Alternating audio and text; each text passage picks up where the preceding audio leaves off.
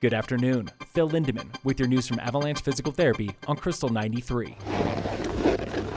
That's the trademark squeak of February snow at Loveland, where the temperature was below zero again at first chair. Wind chills at the top of chair 9 were in the negative 30s. And we wanted to know, what is your hack for sub-zero skiing? Ethan and Sean from the Front Range. I'm wearing electric socks. Just ski harder. Ryan and family up from Littleton. Long underwear. I got a gator. I got a coat. Snow pants. Dennis, Mike, and Chris from Denver and Golden. I get dressed in the car and blast the heat and don't stop moving as soon as you get on the mountain. I get a couple uphill laps before I get started. Gets that body heat going. Lots of layers. Pro skier Bruce Ruff with Icelantic Skis ain't above using toe warmers, but it's all about the placement. I take adhesive Toasty Toes and I put them on top of my sock. And every time I wiggle my toes, it activates them, and I put them on the top of the back of my glove. Ruff and a few others were hanging out at 13,000 feet this morning, waiting for the Loveland Ridge Cat, back for the first time in 2 years.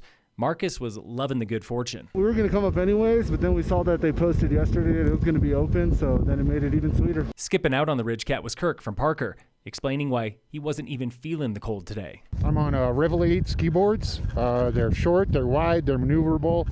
A lot of fun. Temps will gradually warm up through the weekend with sunshine and big crowds expected. Ski pass fraud will get your pass pulled, and depending on where you are in Summit, it also comes with criminal charges. Breckenridge Police Chief Jim Baird. We have one resort in Breck, and the sheriff's office has the others, and they handle it differently. They don't respond to those calls unless the person's being, uncooperative or, if it turns into a physical altercation. You might have even gotten away with it at Breck for a while during the pandemic when the resort was not calling PD for pass fraud, but that policy is back this season. Local parents are starting an online petition to get face masks out of Summit School District. That petition on change.org has 258 signatures claiming masks are detrimental to children who are hearing impaired, learning a second language, and trying to make sense of facial expressions.